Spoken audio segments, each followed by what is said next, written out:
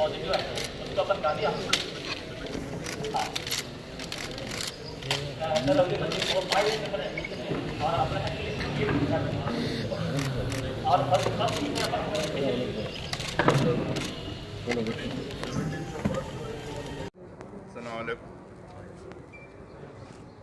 आज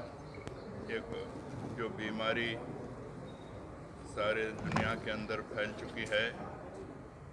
शहर हैदराबाद के अंदर ख़ुसूसकर पुराने शहर के इन इलाक़ों में भी ये वबा तेज़ी के साथ फैल रही है। हुकूमत की जानिब से जितने भी प्रिवेंटिव मेजर्स लेना है, बराबर हुकूमत पूरी तरीक़े से पूरे इखलास के साथ काम कर रही है और हुकूमत के जितने भी महकूमेजात हैं वो लोग भी रात और दिन मेहनत करते आ रहे हैं। मेरी आवाम से ये अदबन गुजारिश है कि आप लोग भी पूरी तरीक़े से कोऑपरेट करिए, चूँकि मैं भी इसी इलाक़े के अंदर रहता हूँ, तो ख़ुसूस कर इन बस्तियों के अंदर यहाँ के रहने वाले लोग जो इस मर्ज़ को नहीं समझ रहे हैं। ये मर्ज़ इतना तेज़ी से फैलता है कि जब ये मर्ज़ आपको लग जाता है तो 2 दिन के अंदर बड़ा, अल्लाह ना करे, आपके ऊपर बड़ा तेज़ी से इसका अमल होता है। तो मेरी आप लोगों से फिर एक बार अदबन गुजारिश है कि आप तमाम महकूमजात का, ख़ुसूस कर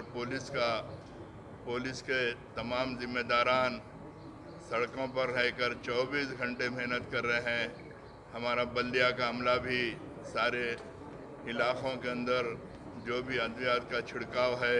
और कचरे की निकासी है वो काम कर रहे हैं, और हमारे डॉक्टर्स भी, चूँकि निज़ामिया तिब्बी कॉलेज के अंदर भी या इस हॉस्पिटल में भी इन मरीज़ों को जो फर्स्ट स्टेज के मरीज़ हैं उनको ला कर रखा जा रहा है। ये लोग भी रात और दिन यहाँ पर आप लोगों की देखभाल कर रहे हैं और सफाई का ख़ुसूस कर बड़ा अच्छा ख्याल रखा जा रहा है। तो मेरी आवाम से यही गुजारिश है कि आप अगर 15 दिन अगर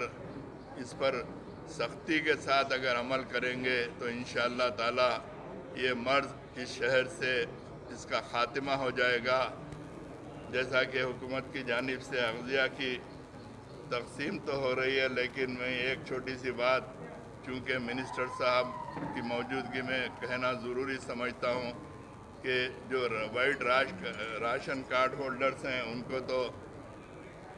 अनाज दिया जा रहा है, लेकिन जो गरीब लोग हैं, जो बिल्कुल मुस्तहिक़ हैं, बाज़ मुतवस्सित तबके के भी ख़ानदान के ऐसे लोग हैं जो किसी के आगे हाथ फैलाने के लिए शर्म महसूस करते, और जिनके पास वाइट राशन कार्ड नहीं है, जो सोशल सिक्योरिटी कार्ड कहलाया जाता, पिछले 3 साल से नहीं दिया जा रहा। मैं जहाँ तक समझता हूँ कि हुकूमत के पास लाखों की तादाद में एप्लीकेशंस हैं,